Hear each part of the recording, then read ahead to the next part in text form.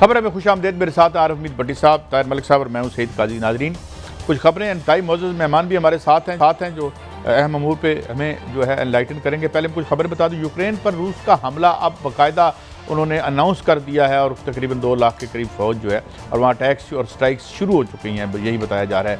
क्या कोई बड़ी जंग होने वाली है और दुनिया के अमन पर इसका और मैशत पर क्या असर पड़ेगा, इस हवाले से बात करेंगे। तहरीक एतमाद क्या 23 मार्च को आएगी या नहीं आएगी, अभी सब गो मगो की कैफियत में है। और नूर मुकदम केस का फैसला आ गया, क्या सज़ाए मौत और कैद की सज़ाएँ हैं, तो हम किसी माहिर से पूछेंगे।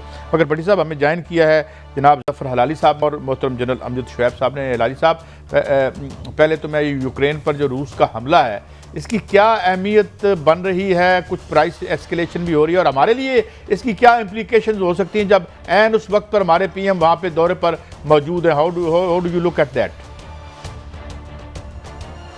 अगर ये आपका जो आखिरी सवाल है, अगर वो मैं ये पहला ले लूँ और कहूँ आपको कि एक मौका मिला है हमें, ये एब्सोल्युटली बाय लक, माने किस्मत ऐसी कि ये जंग छिड़ा जैसे हमारे प्राइम मिनिस्टर उधर पहुँचे।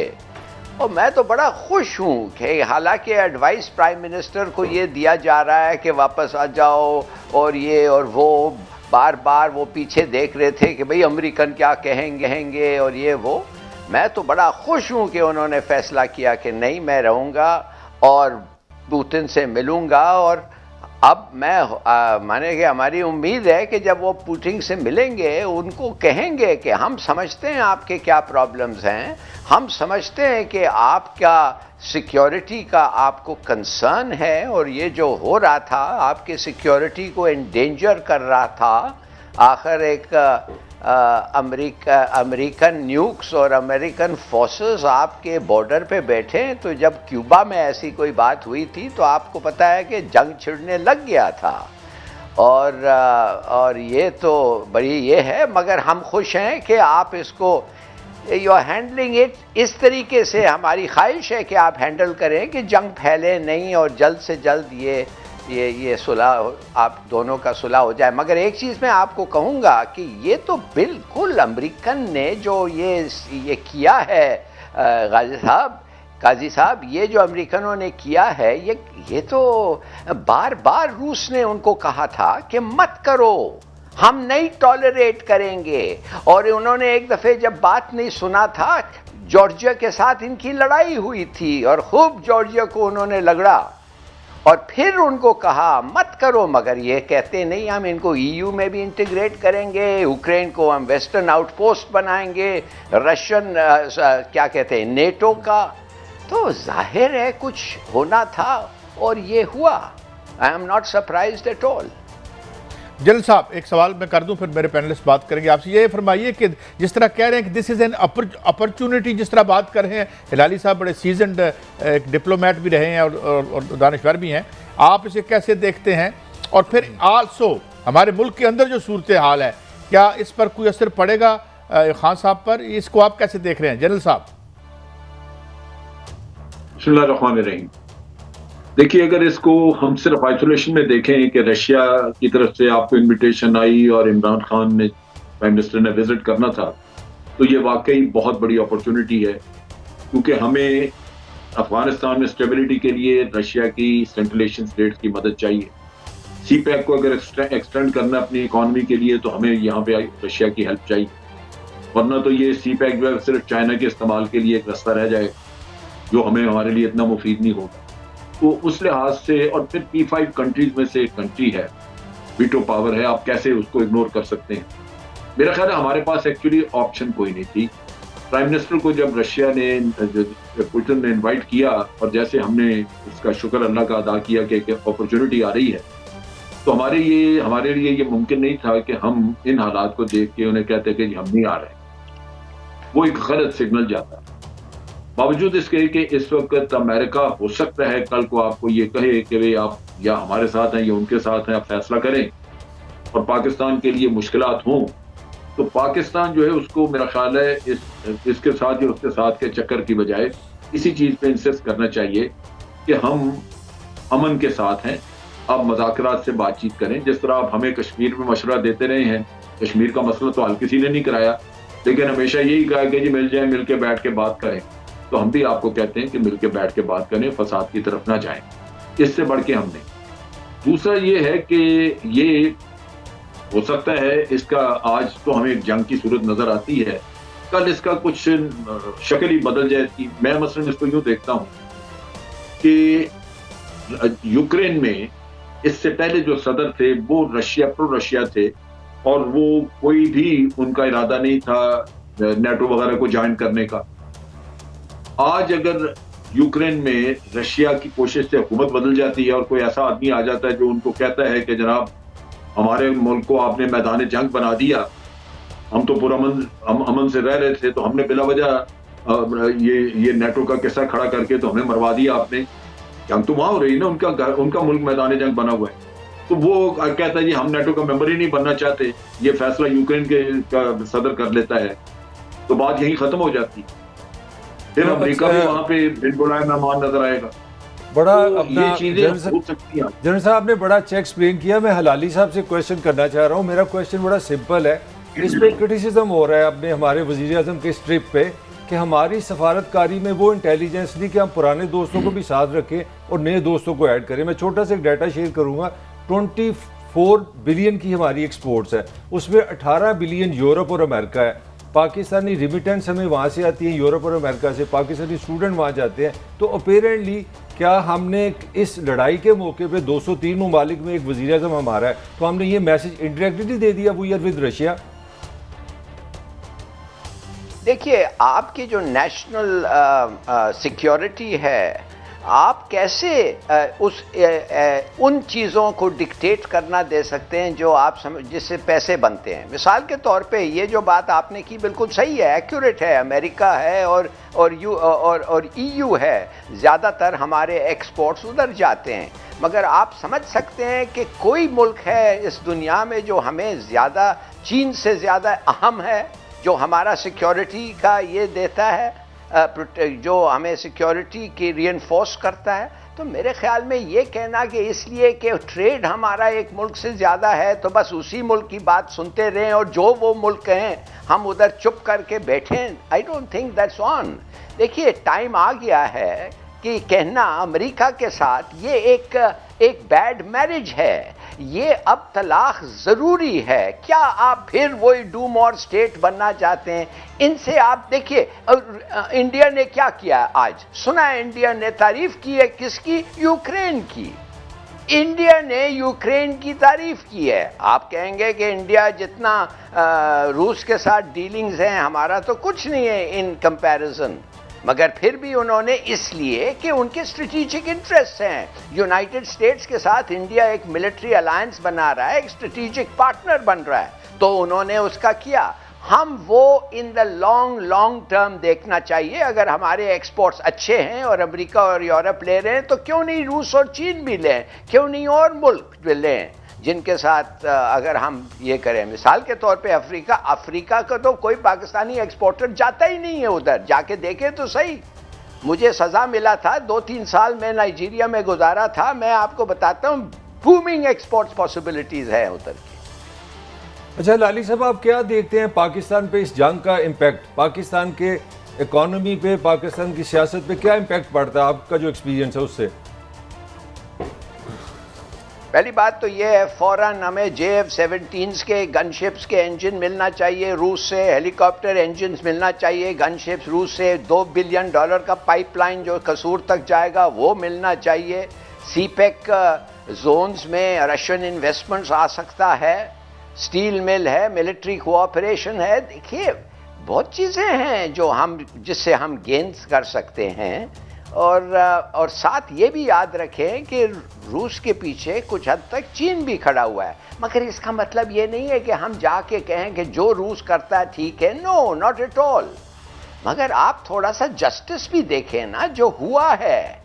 आप सोचिए तो सही, अमेरिका आप 200 साल से वेस्टर्न हेमिस्फीयर को एक फॉरेनर को आने नहीं दे रहा है। कोई मिलिट्री प्रेजेंस है वेस्टर्न हेमिस्फीयर मॉन्ट्रो डॉक्ट्रिन के तहत? 200 साल उन्होंने किसको आने नहीं दिया। आप समझते हैं चीन जाके खड़ा हो सकता है कनाडा के साथ और मेक्सिको के साथ और कह सकता है हमारे फोर्सेस इधर हम ला रहे? वो जंग पे चले जाएंगे। क्यूबा में आपने देखा नहीं, बाल बाल जंग में होने अच्छा, लगे। बिस्मिल्लाहिर्रहमानिर्रहीम। ये जनरल कहना साहब, कि- आप क्या समझते हैं वजीर आजम पाकिस्तान इमरान खान साहब का ये दौरा है और आज प्यूटन साहब से उनकी मुलाकात भी तवील हुई, वो पाकिस्तान के दफाई और माशी हालात में कोई बेहतरी का सबब बन सकता है?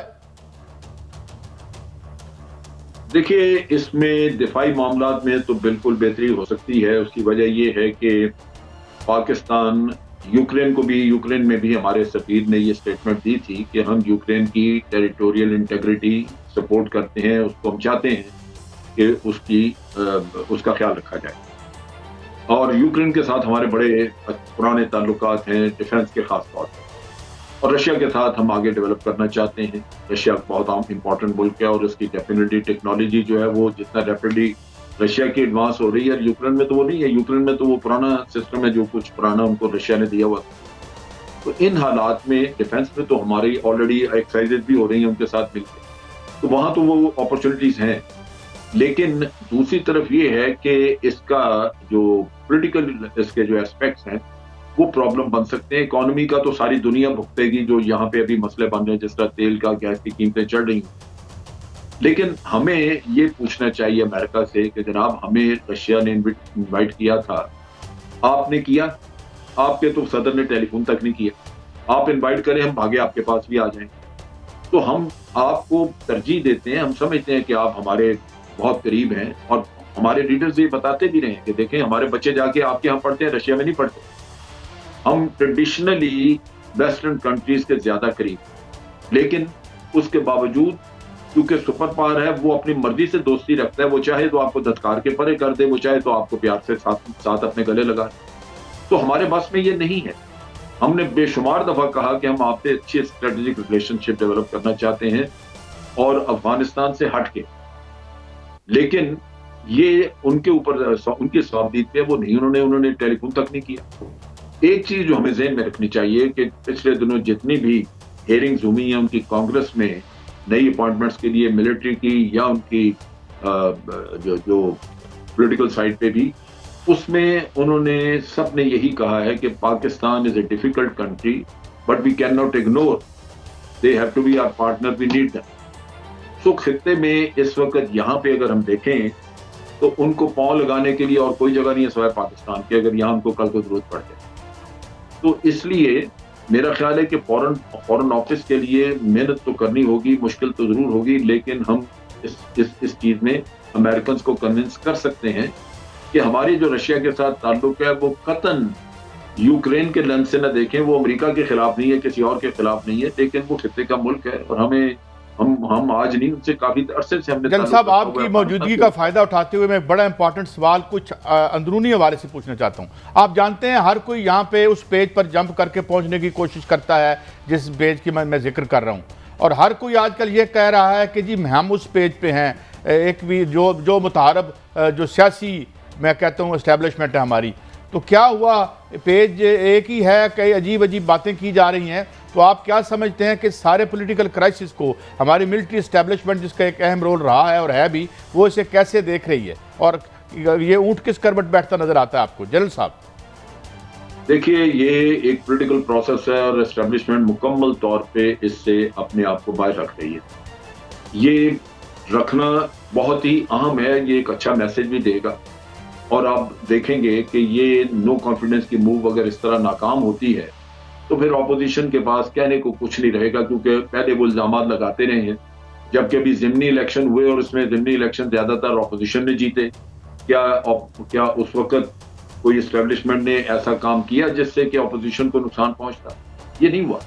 तो मेरा अपना अंदाजा है या मेरी अपनी थोड़ी बहुत इंफॉर्मेशन जो है वो ये है कि जो एस्टेब्लिशमेंट है वो मुकम्मल तौर पे, खास तौर पे जो ISI है, वो बिल्कुल उनके कोई लोग भी इनके करीब नजर नहीं आएंगे और ये इनको खुद निपटाना होगा। और मेरा अपना जो मेरा तजिया वो ये है कि ये सारा खेल खेला गया है। एक्चुअली मैं तो पीपल्स पार्टी को समझता हूँ कि वो ज्यादा अच्छे पत्ते खेलते हैं। 23 मार्च का इनका जो शो था, जो करना चाह रहे थे, उसको सैबोटाज कर दिया। अभी आप देखिए कि नो कॉन्फिडेंस तो पता नहीं आती या नहीं आती, 23 मार्च का जिक्र खत्म हो गया। वो 23 मार्च वाली मार्च जो है, लॉन्ग मार्च उन्होंने करनी थी, वो मेरा ख्याल है कि पीपल्स पार्टी उसको सैबोटाज कर गई है और वो अपना मकसद पूरा कर चुके हैं। अब ये इनको खेल तमाशा इधर उधर खेल में लगाया हुआ है, इधर मीटिंग उधर खाना, ये चीजें कुछ अर्सा चलेंगी। उसके बाद आपकी इजाज़त से अलाली साहब, मैं यही बात आप, क्योंकि आप भी हमारे इस ऑपरेटर्स का अहम और बड़ा ऑनेस्ट हिस्सा रहे हैं, आप कैसे, ये जो जनरल साहब ने एक नक्शा हमें बताया है, आप कैसे देखते हैं कि ये जो अपोजिशन कर रही है इसमें आपकी क्या राय है? पहली बात तो ये है कि मैं समझता हूँ एक ऑपोजिशन लीडर लंदन में बैठा हुआ है और कुछ हद तक कोरियोग्राफ उधर से हो रहा है मसला, और जिसमें मैं समझता हूँ कि फॉरेन हैंड भी इस वक्त इन्वॉल्व हैं। ये हो ही नहीं सकता कि ऐसे मौके पे जब वो देख रहे हैं कि एक आदमी जो अमेरिका से पाकिस्तान को दूर ले गया है, हो ही नहीं सकता कि अमेरिकन खुश एक मौका ना उठाएं उसको to be rid of him. और अब आप देख रहे हैं, जनरल साहब ने कहा कि इस्टेब्लिशमेंट का कोई हाथ नहीं, ये वो। मैं ये जानना चाहता हूं कि ऐसे नेज पे जब पाकिस्तान की डोमेस्टिक और इंटरनल इतना एक्सटर्नल इतना सेंसिटिव है, ये जो खबरें आ रहे हैं कि पैसे बट रहे हैं, ऑपोजिशन लोग खरीद रहे हैं, बिक रहे हैं, ये क्या, I mean what does it show about Pakistan? माफ करिए, ये तो ऐसा दिखाता है कि ये वाकई एक बनावना रिपब्लिक है, कोई परवाह ही नहीं है क्या सेंसिटिव टाइम गुजर रहा है पाकिस्तान का।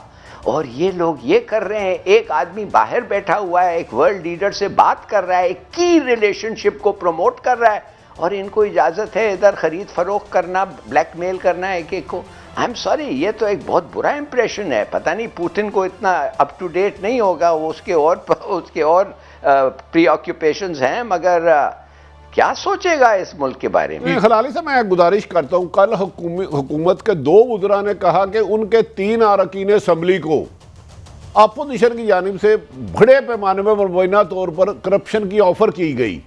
तो ये तो वज़रा ओपन कह रहे हैं कि हमारे लोगों को कह रहे हैं कि हुकूमत का साथ छोड़ के पैसे लो और हमारे साथ आ जाओ। तो इस बारे में आप क्या कहेंगे? यही तो मैं कह रहा हूं आपको, भाई कौन है जो इन चीजों को थोड़ा सा कंट्रोल कर सकता है?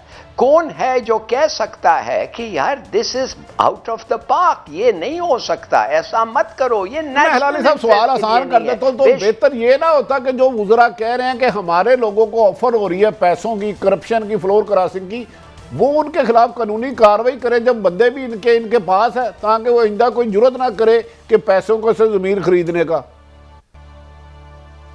नहीं, बिल्कुल बिल्कुल, मैं समझता हूं उन लोगों को कहना चाहिए कि फलाने लोगों ने फलाने को ऑफर किया है और हमें ये पता है, अब जाएं भुगते हैं, वो प्रूफ करें, हो सकता है कि नहीं। बिल्कुल आप सही कह रहे हैं, मैं समझता हूं this thing should be exposed. General साहब, मेरा आपसे सवाल है, पाकिस्तान में एक संजीदा लोगों का एक सवाल ये बन गया कि अगर तो तहरीक अदम एतमाद नाकाम होती है तो हुकूमत रहेगी, सब चीज़ें वैसी की वैसी हैं। अगर ये कामयाब होती है तो क्या ये अपोजिशन पाकिस्तान में सियासी माशी इस्तेकाम ला सकती है? क्या हम मजीद एक कुएं में गिर जाएंगे? देखिए, मुल्क का तो कोई सोच नहीं रहा, ये सारा खेल तो अपने अपने मफादात का है। इनके पास कौन सी ऐसी चाबी है? ये बहुत सारी तो तबाही के जिम्मेदार ये खुद है जिन्होंने 3-3, 4-4 दफा हुकूमतें की, और आज भी पीपल्स पार्टी इधर नारे लगा रही है। पीपल्स पार्टी का अपने सिंध का क्या हाल है किसी को पता है? जाके देखिए, इंसान रोना आता है, जाके इंटीरियर सिंध आप जाके देखिए, कोई वहां पे ऐसी चीज इन्होंने करके नहीं दी जो जिस पे ये फख्र कर सके। तो बात ये है कि मुल्क का तो किसी को नहीं। जो असल किस्सा ये है कि जब पीटीआई की हुकूमत नजर आ रहा था लोगों को कि शायद ये जीते, तो बहुत सारे इसी तरह के फसली बटेरे उड़ के यहाँ पहुंचे, इनके पास आ गए। अब वही पर तोल रहे हैं, उनके वो तवक्कुआत पूरी नहीं हुई, उनको जो मिलना चाहते को पीपल्स पार्टी से आए हुए थे चंद एक लोग, कुछ और पीएमएलएन से आए हुए थे, वो मिला कुछ नहीं उनको, तो वो अब अपनी कीमत लगवा रहे हैं कहीं और जाके। और वहां मसला असल में यही हुआ पड़ा है कि जो वो कीमत मांगते हैं, जो एश्योरेंसेस मांगते हैं, वो पूरी करनी मुश्किल है लोगों के लिए। मिसाल के तौर पे एक आदमी टिकट ही मांग रहा है, वो कहता है जी मुझे गुजरात से टिकट दें। अब पीएमएलएन गुजरात से टिकट उसको दे, तो जो उसका गुजरात में वो आदमी बैठा है जो जिसने आज दिन तक उसका साथ निभाया है और अच्छे बुरे दिनों में साथ रहा है, वो उसको कैसे इग्नोर करें? तो टिकटें देने का भी वादा करना कई जगहों पे मुश्किल हुआ पड़ा है। बाकी जो मफादात है कि आगे अगर हुकूमत आ जाती है आपकी तो आप हमें क्या देंगे, वो तो अलग चीजें हैं। तो असल किस्सा यहाँ पे अगर आप अपनी सारी पिछले ये 14 साल की सियासत देख लें तो वो हुआ यही है कि लोगों ने अपने फायदे सोचे हैं और इधर से उठ के उधर चले गए, उधर से उठ के इधर चले गए, और जाके अगर नहीं कहीं मिला तो अपनी ही पार्टी के खिलाफ बोलना शुरू हो गए। ये इसमें आप देख लीजिए, पीपल्स पार्टी के एक सेनेटर जो तकरीर करते रहे हैं इसके खिलाफ, अपनी पार्टी के खिलाफ बोलते रहे KPK से। अच्छा, मुझे एक आपने बिल्कुल वादे कर दिया, वक्त कम है। हिलाली साहब, क्विकली मैं आपसे सवाल पूछना चाहता हूँ। ये तीसरी कंसेक्टिव डेमोक्रेटिक जा रहा है और बड़ा अच्छी बात है, मगर यूँ लगता है कि जैसे इसने ज़्यादा एक्सपोज किया है हमारी पॉलिटिकल एलीट को। Am I right in my this assessment sir? 100% correct. हमारे सिस्टम को और एलीट को बिल्कुल एक्सपोज किया है। इसलिए मैं आपको कहता हूं काजी साहब, इसलिए मैं कहता हूं, देखिए जो भी आप इनको कहें एस्टैब्लिशमेंट या अंपायर, मैं नहीं कहता कि ये मुलव्वस है, मैं नहीं कहता कि इनको इंटरफियर करना चाहिए, मगर ये ज़रूरी है। और मैं as a citizen of Pakistan ये एक्सपेक्ट करता हूं कि जब वो देख रहे हैं कि क्या गंदे चीज़ें हो रहे हैं, some things which are unacceptable, मेरे ख्याल में उस वक्त दे शुड स्टेप इन चुपके से, क्वाइटली, एंड से ये बर्दाश्त ना, ये नाकाबिले बर्दाश्त है। इस पे हमारे पास इंफॉर्मेशन है, ब्राइब हुआ है, ब्राइब ऑफर हुआ है, इस वक्त हुआ है, इसने किया था। हम साइड नहीं लेना चाहते, मगर अगर ये नहीं रुका तो फिर I think action should be taken. Halali साहब, हलाली साहब, ये राइट पाकिस्तान के शहरियों का नहीं है, सिटीजन का नहीं है ये, कि वो इंटरवीन करें अपने वोट के एक्सप्रेशन से? नहीं, अपने वोट के क्या एक्सप्रेशन है, आप खुद जानते हैं क्या होगा, और मैं आपको बता रहा हूं क्या होने वाला है। जब इलेक्शंस होंगे, पहले तो बजट निकाल के सोचिए, लोकल गवर्नमेंट का बजट क्या सैंक्शन हुआ है। आप मलिक साहब प्लीज, आप थोड़ा सा इस पे स्पेड वर्क करें, आप हैरान हो जाएंगे, और आप फिर पूछेंगे where is the money going, why did they ask for so much. देखिए, बहुत से अब चीजें आस्ते आस्ते निकलेंगे, बिकॉज अगर अंपायर हाथ बिल्कुल ही उठा ले और बेलगाम इलेक्शंस हो तो ये तो मैसिव धांधलियां होंगी, और पता भी नहीं अभी तक कि वो मशीन हलाली साहब है तदब एहतराम से धांधली रोकना तो हुकूमत और इलेक्शन कमीशन का काम है। अरबों रुपए वो लेते हैं। ये क्या तरीका है कि 3 साल तसलसल से जमहूरियत आ रही है, अब ये डिक्टेटरों पे भी इल्ज़ाम नहीं लगा सकते। क्यों इस्लाहत नहीं करते इलेक्शन शफाफ कराने के लिए तमाम सियासी जमातें, हाँ हुकूमत हो चाहे अपोजिशन हो? कब तक ये दूसरों पे बोझ डालते रहेंगे? मुझ पे आगे कब जिम्मेदारी है? नहीं, तो आप बिल्कुल सही कह रहे हैं। असम्पशन आपका ये है कि इलेक्शन कमीशन बायस नहीं है, माने पार्टिसान नहीं है, माने वो किसी का साइड नहीं लेता है। असल तो बात यही है, असल तो बात ये है कि क्या लोग मानते हैं। मैं आज तक कॉन्वर्सेशंस में नॉलेजेबल जर्नलिस्ट के साथ एक आदमी मुझे नहीं कहा। एक नाखुशगवार फरीजा है, आप इतनी अहम बात कर रहे थे, मगर we have to go for a break. Thank you very much for your time Halali साहब, thank you very much. General साहब, आपने एनलाइटन किया। नाज़रीन, एक ब्रेक है, बहुत सी बातें क्लियर भी हुई और बहुत सी बातें पे अभी रहती भी हैं जो हम ब्रेक के बाद करेंगे। एक वक्त के बाद हाजिर हो रहे हैं।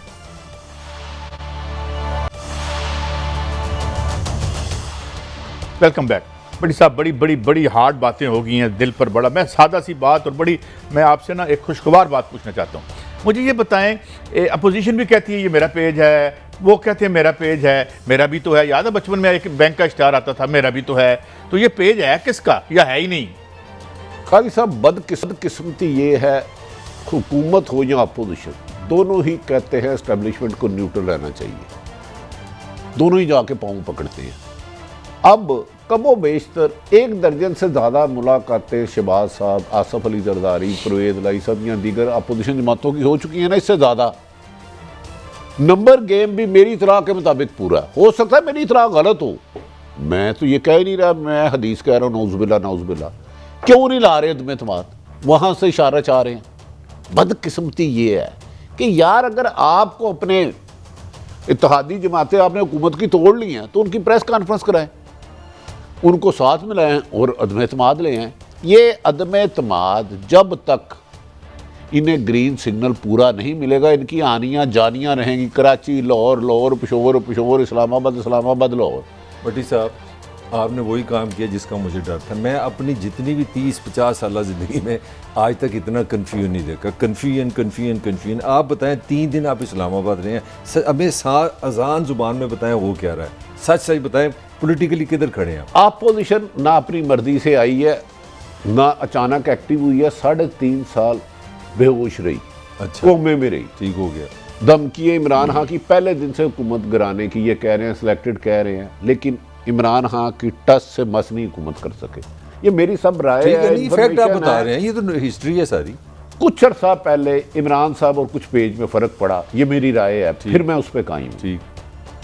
उसके बाद अपोजिशन ने उसको फायदा उठाना चाहा और उनसे मुलाकातें भी हुई, खुद ये हुकूमती वुज़रा कह चुके हैं, ये मैं नहीं कह रहा। अब MQM लाहौर, कराची से लाहौर आती है, मौलाना साहब आते हैं, आज से वैसे आसफ अली जरदारी साहब को अल्लाह तंदुरुस्ती सेहत ज़िंदगी दे, बीमार हैं, अचानक आके 6-6 मुलाकातें कर रहे हैं, लेकिन अदम एतमाद पेश नहीं कर रहे, करेंगे भी नहीं।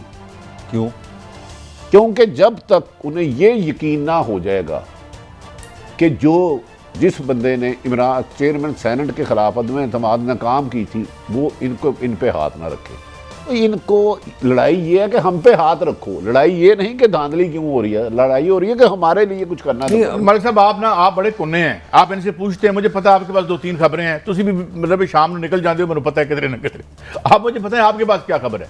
काजी साहब देखें, 2-4 आधी खबर तो भट्टी साहब ने दे दी कि पूरा फैसला कहाँ से होना। मैं बच्चों वाली आपको कैलकुलेशन देता हूँ, 3 नाम आपको पता, 8 बंदे आपको चाहिए, बिल्कुल बच्चों वाली कैलकुलेशन अभी कर लेते हैं। 8 बंदे चाहिए, 3 तो कल फवाद चौधरी ने बता दिए, 3 से राब्ता है। एक हमारे आमल लियाकत साहब, उन्होंने फरमाया PTI ख़त्म हो रही है, मैं तो दिल से इस जमात के साथ भी। 4 MNA मैंने आपको गिना दिए। जो काफ का जो लामिया का लाया है मुस्लिम लीग काफ का, मोहन सलाई साहब ने बताया जी कि हम तो बड़े मेहमान नवाज लोग हैं, हमारे पास गलती से आगे थे।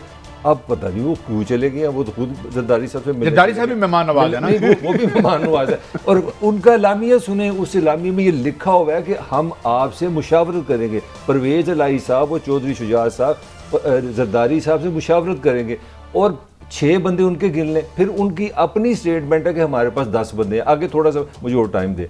पर अपना आगे चलते हैं, आगे आपके आगे जगीर तरीन ग्रुप, फिर हम ख्याल ग्रुप, फिर PTI के अपने MNA। तो इस पे बहस हो सकती है। 8 बंदे की आप बात करें, ये अदम इत्मीनान is done, Imran is history as far as number goes. बाकी भट्टी साहब मैं बात मान रहा हूँ ना, नंबर गेम मेरे ख्याल में मैं तो बच्चों की तरह मैं भी कह रहा हूँ, फिर अदम इत्मीनान पेश क्यों नहीं हो रही? मेरा इसका जवाब सवाल है सिर्फ। मैं भट्टी साहब आपकी बात को आगे बढ़ा रहा हूँ। पहली बात तो मैं ये बात बता दूँ कि जो नंबर गेम है ना, वो पहले दिन से पूरी है, जिसके पास भी नंबर है, कोई कंफ्यूजन नहीं है। तो सर के क्या तक कंफ्यूजन है, मुझे बताएं। भट्टी साहब देखना, मेरी बात सुने, जब आपकी पॉलिटिकल एलीट को किसी छोटे मोटे काम के लिए भी बिसाखियां चाहिए हों और पहले लड़ पड़े कि सन कड़िया क्यों मुझे बात करी यार 9:30 हो जाओ, तो बात ये कोई कंफ्यूजन नहीं है। ये क्यों नहीं सब कुछ हो रहा कि मैं आपको अब बता देता हूं और आप किसी की जरूरत नहीं होगी बताने की। ये जितने बैठे हुए हैं ना दुकान के, मेरे 40 है, मेरे 50 है, मेरे 35 है, इनमें से किसी के कुछ नहीं है। इनके अपने होते, किनके हैं फिर छोड़ देना जो भट्टी साहब कहते होते हैं। भट्टी साहब का नाम ऐसे ही लगा दो, भट्टी साहब। मेरी बात सुनो, हमारे 60 हो गए, हमारे 8 पूरे हो गए, हमारे 35 पूरे हो गए, और तू खुद वोट अपनी मर्जी से नहीं, जिसने कहा है ना मेरे पास 8 है, वो भी पूछने जाता है कि मैं किधर डालूं। अच्छा, तो ये भी तो है ना कि छोड़े यार, 2 मिनट चले, थोड़ा सा ना लाइट बात करें जरा, नहीं लाइटर है। साबिक प्राइम मिनिस्टर शाहिद हकान अब्बासी 22 का दावा तो खुद कर चुके हैं, इसमें तो कोई बहाम नहीं। एहसन इकबाल 5 वुज़रा का दावा कर चुके हैं, और वो खुद अब हुकूमत कह चुकी है हमारे 3 लोगों को ऑफर हो चुकी है। तो मुझे बताया अदम इत्मीनान आ क्यों नहीं रही? फिर आखिर किससे इजाजत लेनी है? मैं आपकी बात का जवाब दे देता हूँ, बल्कि मेरा आपका जवाब मेरे सवाल में है। वो कौन कौन से लोग हैं जो पैरेलल ऑप्शन के तौर पर अपने आप को हाजिर कर चुके हैं? जी मियां साहब को तो छोड़े, हम भी हाजिर हैं। आपको थोड़ी सी खबर देता हूं, इसलिए नहीं आ रही। भट्टी साहब देखिए, खबर ये है, मेरी राय में तो किसी और इशारे का इंतजार हो रहा है, असल लड़ाई कहीं और है, वो इख्तिलाफ कहीं और है। आपके पास बड़ी खबर है। जिस दिन वो सेटल हो गया, 72 घंटे भी ज्यादा है। अगर वो सेटल ना हुआ, फिर पीपल्स पार्टी का लॉन्ग मार्च होगा, फिर 23 मार्च को लॉन्ग मार्च उसका, और अपोजिशन यकीन दहानी करा चुकी है जो असल है गड्डी साहब कि जनाब 23 मार्च को हम नहीं आए। चलो एक यार, सुन ले, एक मेला लगने वाला है कि 1 मार्च से मार्च से शुरू हो रहा है फॉरेन फंडिंग केस पीटीआई का। अपोजिशन की ये एक असेसमेंट है कि रोज़ एक ब्रेकिंग न्यूज़ आएगी जी, लंदन से इस तरह नाजायज़ पैसे आ गए, वहाँ से ये आ गए, और उस केस में सब माहरीन का कहना है कि ये साबित करना इंतहाई आसान है कि खान साहब ने पाकिस्तान के कवानीन पर अमल दरामद नहीं किया, वो कानून के साथ नहीं है। तो इनका ख्याल ये है कि कम से हम चलेंगे 8-9 तक 2000 ब्रेकिंग न्यूज़ आ चुकी होगी, फिर हम 8 को वहाँ पे बिलावल चाह रहा है कि मैं स्पीच में बताऊँ जी का बात की तरफ जा रहे हैं। आपकी बात का जवाब दूं। अच्छा तो अच्छा नहीं 2 मिनट ठहर जाना, बिलावल बता रहा है तो पीडीएम मुर्दा हो गई है। वो सारी नहीं, पीडीएम तो उसका हिस्सा ही नहीं देखे, फैक्ट्स पे रहे। इमरान के जानिब साहब सारे कट्टे हैं, ये मैं आपको पता ही है 100%। लेकिन इस तरह मतलब है पीपल्स पार्टी सारा कुछ गेन कर जाए तो नून लीग बेहोशी में सोई रहे, जिसके 84 लोग हैं सबसे ज्यादा, जिसके 84 है। तो जरदारी ने कहा हमारा वजीर आजम शहबाज शरीफ होगा क्या? अब मैं कह रहा हूँ एतमाद क्यों नहीं आ रही? और वो दिल से मानेंगे। मगर मुझे ये आपकी सारी बात सुनने की बात याद आ गई। सुना दो। किसी ने मुझे पूछा काजी साहब इन छुट्टियों में तो आप मरी नहीं जा रहे थे? मैंने कहा मरी तो हम पिछली जा रहे थे, इन छुट्टियों में हम सवात नहीं जा रहे। ये है आपकी। अच्छा मैं काजी साहब इनको एक जवाब दे दूं। चले बिलावल भुट्टो ने हमारे शहजाद भट्ट साहब ने खबर दी, उन्होंने कहा जी मेरे लॉन्ग मार्च तक इंतजार करें, 27 से शुरू होंगे 8 दिन, 10-12 दिन तो ये चले गए। फिर पीडीएम कहेगी लॉन्ग मार्च साडा भी तो आया ना 23 मार्च को, उन्होंने भी तो दिया हुआ है, उसकी डेट आगे पीछे हो गई है, वो मुझे पता है। तो इसका मतलब है फिर मुझे तरीके अदम एतमाद नंबर गेम होने के बावजूद पूरी क्यों नहीं आ रही ने, क्या खौफ है मुझे वो बताएं। भट्टी साहब इससे पहले एक और भी मैं आपको खबर देता हूँ, आपके इत्तेहादी खड़े हो जाएंगे इमरान के खिलाफ, ये स्टेटमेंट आनी शुरू हो जाएंगी, तो वो मॉरली भी इसको नीचे लाएंगे। जिस दिन एक भी निकला है ना बाप तो 14 बंदे हैं उसके परवेज का वहां जाना, आप इसको अंडर एस्टिमेट कर आप इतनी बहस लंबी जो आपके प्रोग्राम में पूरे पाकिस्तान में शोर पड़ा कि हम ना परवेज लाई के बस में की जमात है, सुन ले, ना परवेज लाई के बस में है, ना नून लीग के बस में है, ना पीपल्स पार्टी के बस में है, इनकी रिमोट कहीं हो रहा। अच्छा आज एक फोन कॉल चले जाए तो बाप जमात और एमक्यूएम सुबह मेरे खुद 2 बंदों है कि हम हुकूमत से लैदा हो रहे हैं। एमक्यूएम ने काफ से राब्ता भी किया कि आप हमसे मिलके काम करें, हम आपके साथ। यार वो तो लाहौर भी आए थे एमक्यूएम वाले, शहबाज शरीफ साहब से भी मिलके गए थे। आपने जितनी जद्दोजहद की थी एक सिविलियन रूल के लिए, अब आप भी इंतजार कर रहे हैं कि बाप को भी आ जाए। भट्टी साहब ने हमें फंसा दिया। भट्टी साहब कह रहे एक मुलाकात होनी है, वो सब कुछ वहां पे फैसला होगा। मैं तो कह रहा हूँ क्योंकि बात चली वहां से, इनमें कादी खबर वहां नहीं बनती जहां से आप लेके आ रहे हैं, खबर कहीं और बनती है। और नहीं ये रिमोट से चलते हैं। काजी साहब मुझे बताएं, 1-2 मिनट ठहर जाए। नवाज इमरान आसफ अली जरदारी साहब ने फरमाया ना था नवाज शरीफ धरती के नसूर, अगर मैं इनका साथ दिया अल्लाह भी नहीं माफ करेगा। मैंने तो नहीं कहा था, ये पेट भी फटवाना था, पेट शहबाज साहब ने कहा था। इसी तरह हुकूमत ने काफ लीग के बारे में और एमक्यूएम में कहा है। यहाँ आवाम क्या है, जब जिसका मफाद है किसी वक्त भी किसी के साथ भी इत्तेहाद हो सकता है। पहले कल भी कह चुका हूँ, ये मेरी राय है। जितना अच्छा सलूक जो जरदारी साहब के साथ कराची जेल में हुआ था, वो तड़प रहे होंगे उस एहसान का बदला देने के लिए। काजी साहब इक़्तिदार के लोग हैं, तो आप कौन किसका क्या माजी, अगर उस तरफ चलें तो आप फिर बहस ही खत्म हो। फिर मुझे ये बताएं, सवाल के जवाब दें, कहाँ पर शहबाज मियां नवाज शरीफ साहब 3 दफा के वजीर आजम है, इन्होंने डिच नहीं किया, चौधरियों को डिच किया, हैदर भाई को लेके आ गए, तो फिर तो आपस में एक दूसरे पे एतबार नहीं करते। क्या बात करते हैं? 10 दिन पहले आप कह रहे हैं कि हमारा इखलाक है, आप हमारे पास मिले हैं तो हम निकालेंगे ना, मेहमान हुआ से दूसरे हफ्ते में आप चले जाते हैं। पाकिस्तान में आप जब चले जाते हैं तो वापसी में गाड़ियां खड़ी होती हैं जिसमें बैठ के आप वापस घर भी आते हैं। सब ऐसे ही है। इस तरह मैं ये कह रहा हूं कि ये आपस में एक दूसरे पे एतबार नहीं करते। क्या हुआ जब मरियम साहबा ने जाके वहां तकरीर की उधर सिंध में, क्या हुआ था? चले मैं आपको एक प्रेडिक्शन देता हूं, ब्रेक लेनी है, जल्दी बताएं। ये तरीका अगर कामयाब होगी तो जितना इस अपोजिशन में आपस में लड़ना ना, आप सोच भी नहीं सकते। तरीक कामयाब नहीं होगी, फिर दमादम मस्त। अच्छा, एक ब्रेक है, बंदर किला। नाज़रीन एक ब्रेक के बाद आते हैं। और ये नूर मुकद्दम केस का फैसला सेंसिटिव थे लोग, इस बारे में बड़ा बेहमाना कत्ल हुआ और फैसला भी अदालत ने किया, इसकी क्या इम्प्लीकेशन और सजा क्या है, मैं भी इस पर कन्फ्यूज हूँ। किसी माहिर कानून से पूछते हैं एक ब्रेक के बाद।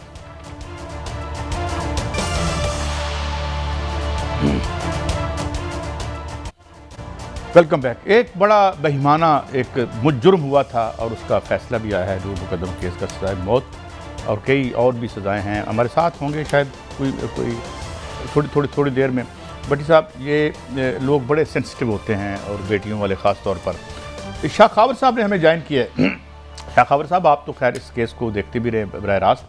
हजूर, ये आप उनके नूर मुकद्दम के वकील भी हैं, ये बताएं कि ये बहुत सा कन्फ्यूजन है कि जो सज़ाएँ हुई हैं इसमें मौत की सज़ा भी है और इम्प्रिजनमेंट भी है, कि ये मौत की सज़ा इम्प्रिजनमेंट जो है वो उसको भुगतने के बाद होगी, और या क्या एक खबर और भी मुझे कोई बता रहा था कि यहाँ पे मॉरेटोरियम में यूरोपियन यूनियन की वजह से फिर से सज़ाए मौत नहीं हो रही।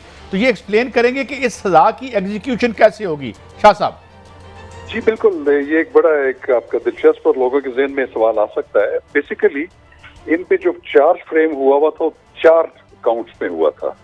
एक तो कत्ल अम्द का एक चार्ज था, दूसरा चार्ज जो था वो रेप का था, तीसरा चार्ज जो था उसको गैर कानूनी अपनी तहवील में रखने का था, और एक जो था वो एक माइनर सा चार्ज था। तो उनको जो आप इसको अंग्रेजी मतलब इसमें लीगल लैंग्वेज में कह सकते हैं कि उनको 4 काउंट्स में सजा हुई है। एक काउंट में हुई है कत्ल में सजाए मौत, और जो रेप में जो उस काउंट में 25 साल सजा हुई है, इलीगल कन्फाइनमेंट में रखने की 10 साल हुई है, और एक छोटा दूसरा जुर्म है उसमें 1 साल हुई है।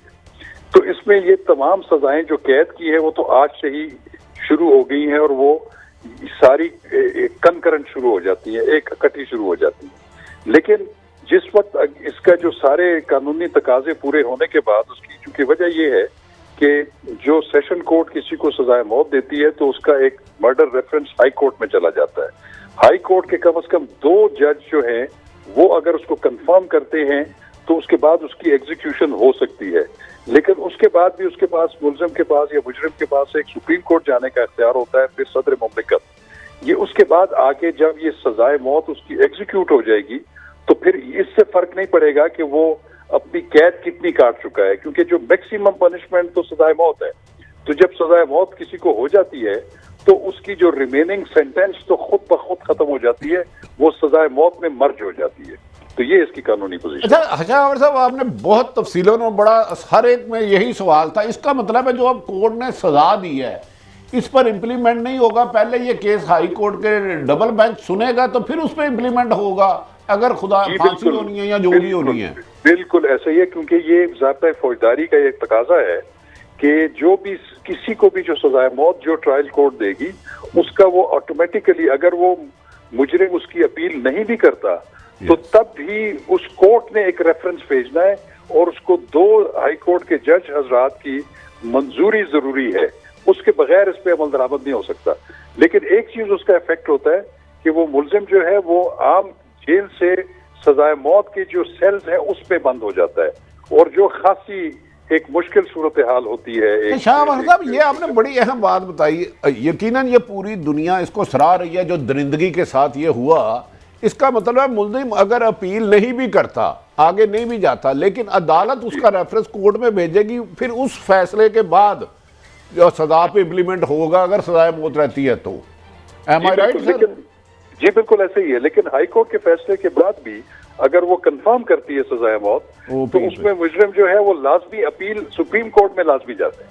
अच्छा खावर साहब, मैं वो पहले सवाल पे ही वापस आऊँगा। जिस तरह हमारे यहाँ यूरोपियन यूनियन की वजह से फांसी की सजा नहीं हुकूमत ने रोकी हुई है, अगर ये क्या इस सिचुएशन में अगर होता है तो फिर क्या होगा कि ये सिर्फ जेल में रहेगा? नहीं, मैं आपको बताऊं कि ऐसा कोई इशू नहीं है कि अभी कोई भी जो है सजाए मौत पे जो है अमल दरामद नहीं रुका हुआ। हाँ, ये जरूर है कि जब वो सुप्रीम कोर्ट के फैसले के बाद अगर सजाए मौत बहाल रहे तो फिर एक मर्सी पिटीशन सदर मुमलिकत को की जाती है। तो सदर मुमलिकत जब उसकी मर्सी पिटीशन खारिज करते हैं तो फिर उसका home department death warrant issue करती है, तो उसके 7 दिन के अंदर अंदर उसकी एग्जीक्यूशन लाजमी होती है। तो ऐसी कोई सूरत नहीं है, क्योंकि एक्सप्रेस कोई पाबंदी नहीं है कि जो एग्जीक्यूशंस है सजाए मौत में वो नहीं होंगी यूरोपियन यूनियन के किसी अरेंजमेंट के तहत। एक अहम और सवाल ये बताएं कि हमारे यहाँ इससे पहले भी है कि अगर जो मकतूल या उसके ख़ानदान और उनके दरमियान जो अरेंजमेंट है हमारे, जैसे आप ये हमारे यहाँ एक इस्लामी तरीका भी है, तो क्या उसकी क्या वो एप्लीकेबल है? जी बिल्कुल, वो कसास और दियत के कानून में तो बिल्कुल एप्लीकेबल है कि अगर जो मकतूल के जो लवाहिकीन हैं, लीगल एयर्स हैं, अगर वो माफ कर दे तो ये कंपाउंडेबल हो सकता है। लेकिन एक चीज मैं आपको बताऊं कि एक ऐसी सूरत में जहां पे ट्रायल कोर्ट जिसके सामने राजीनामा हो कसास और दियत के तहत, वो कसास और दियत के तहत तो चले वो राजीनामा एक्सेप्ट कर सकता है, लेकिन एक प्रोविजन है ज़ाब्ता फौजदारी में, वो है दफा 311 ज़ाब्ता फौजदारी। उसमें जो प्रिजाइडिंग ऑफिसर है, जो इस सूरत में एडिशनल सेशन जज है, वो ये कर सकते हैं कि अगर वो कसास में अगर वो माफ कर दें अगर लीगल एयर्स, लेकिन उनको दफा 311 के तहत उसको फसाद फिल अर्थ का केस जो है डिक्लेयर करके उसको ताजीर में फिर भी सजा दे सकते हैं। और वो सजा क्या हो सकती है ज्यादा से ज्यादा? वो अगर सजाए मौत है तो ताजीर में उम्र कैद हो सकती है। अच्छा खावर साहब, इस केस में जो एक पॉजिटिव चीज नजर आई है, फैसला जल्दी हुआ है। नॉर्मली हमारे यहाँ बड़ी देर लगती है, इसकी क्या वजह है? ये जल्दी फैसला किस तरह हो गया? इसकी वजह यह है कि इनमें जो कुछ मुल्जिमान जो है अपनी जमानत की दरखास्तों के सिलसिले में हाई कोर्ट से रुजू किया था, तो हाई कोर्ट ने उनको ऑप्शन दिया था कि हम आपकी जमानत जो है उस पर फैसला नहीं करते, तो हम डायरेक्शन दे देते हैं ट्रायल कोर्ट को कि वो उसका 8 हफ्ते में जो है वो ट्रायल मुकम्मल कर ले। तो उस पे उसी के पेश नजर चूंकि हाई कोर्ट की डायरेक्शन थी 8 हफ्ते की, वो के 8 हफ्ते में ट्रायल कंप्लीट नहीं हुआ, तो फिर एडिशनल सेशन जज की रिक्वेस्ट पे उसको मजीद 6 हफ्ते दे दिए गए थे। तो चूंकि ये डायरेक्शन केस था, इसलिए इसकी समाअत जो है वो आम मुकदमे। अच्छा शाह खावर साहब, उनके मुलाजमिन को सुना है सजा हुई है और वालिदैन को छोड़ दिया, तो क्योंकि आप पेश होते हैं, आपसे बेहतर कोई नहीं जानता, आप क्या समझते हैं वो ठीक फैसला है? आप मुतमिन हैं इससे? देखिए, असल में वो फैसला हमने अभी तक पूरा तफसील से पढ़ा नहीं है, तो उसको पढ़ने के बाद हम जब समझेंगे, अगर हम महसूस करेंगे कि उसमें कोई ऐसी चीज है जिसमें हम अपील में जा सकते हैं, तो वो लवाहिकीन से मशवरे के बाद और हम दूसरे जो प्रोसिक्यूशन डिपार्टमेंट है उसके मशवरे के बाद हम इस पे जो है वो अपील में जाने का जो है वो सोच सकते हैं। अच्छा ये बताइए, इनसैनिटी की प्ली जो है वो ले सकता है जो जो जो कॉन्विक्ट है? वो इंसैनिटी की प्ली तो ट्रायल के दौरान ली थी, उन्होंने एक दरखास्त ली थी बकायदा, जिसको एडिशनल सेशन जज साहब ने दोनों फरीकैन को सुनने के बाद डिसमिस कर दिया था। लेकिन उस प्ली को उन्होंने ज्यादा फिर आगे एजिटेट नहीं किया, उस फैसले को उन्होंने हाई कोर्ट में चैलेंज नहीं किया। तो जब वो नहीं किया तो फिर जो ट्रायल कोर्ट का उनकी जो इंसैनिटी की प्ली की जो एप्लीकेशन खारिज हुई, वो तो फाइनलिटी अटेन कर चुकी है, तो अब वो ये प्ली नहीं ले सकते। यानी आप वो एक दफा अगर उन्होंने नहीं की, उसके खिलाफ ऊपर नहीं गए, तो अब उनके पास ये ऑप्शन जो है एग्जॉस्ट हो गया। नहीं, बिल्कुल एग्जॉस्ट हो गया। शाह खावर साहब, आपका बहुत शुक्रिया, आपने बहुत सराहत से इस पे रोशनी ली, और बड़ी साहब मेरे ख्याल में चीज़ें खासी क्लियर हुई हैं। देखिए, आज ना बहुत से सवाल थे लोगों को, तो शाह खावर साहब ने जिस बेहतर अंदाज और आसान अल्फाजों में बताया, तो मेरा ख्याल है अब क्वेश्चन नहीं रहा, और मेरे ख्याल में हमने भी तकरीबन सारे पहलू उसको किया। तो एक तो इसमें यह बात क्लियर हो गई कि फिलहाल अगर मुद्दई खुद भी नहीं जाता हाई कोर्ट, तो दो जज जो हैं, जो जज ट्रायल कोर्ट है वो भेजने की पाबंद है, और फिर हाई कोर्ट के मोहतरम 2 जज साहबान फैसला करेंगे। गो के अपील का हक उसके पास सुप्रीम कोर्ट भी रहेगा, लेकिन अगर वो नहीं जाता तो इम्प्लीमेंट उस वक्त होगा जहाँ सजाए मौत हो। लेकिन वो कहने हैं जहाँ कैद है, कैद तन्हाई से आज ही शुरू हो जाएगी। ये इसको अप्रिशिएट कर रहे हैं हम, लेकिन एक मल्क की एक ख्वाहिश है कि मैं बात करूँ और वो करके जाऊँगा। जो सियासत में हमारे यहाँ जो कुछ हो रहा है, वो जो मैंने कहा था कि जब सियासत में नज़रिया और दयानत ना हो फिर गांधी पड़ता है। अल्लाह करे ये अच्छी चीज़ें भी आएँ वापस। इजाज़त दें, अल्लाह हाफ़िज़।